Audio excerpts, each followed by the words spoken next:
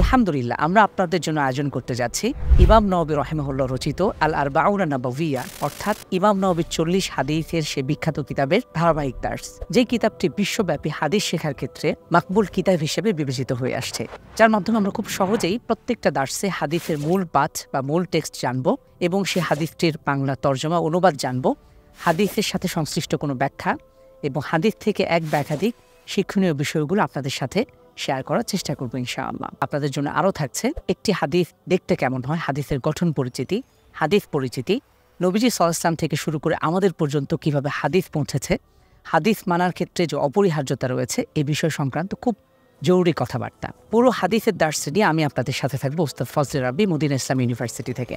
তাহলে আর দেরি কেন, এখনই শুরু করুন হাদিস শেখার এই বরকতময় যাত্রা। ইনশাআল্লাহ দেখা হবে দার্সে। জাযাকুমুল্লাহ খাইর। আসসালামু আলাইকুম ওয়া রাহমাতুল্লাহি ওয়া বারাকাতুহু।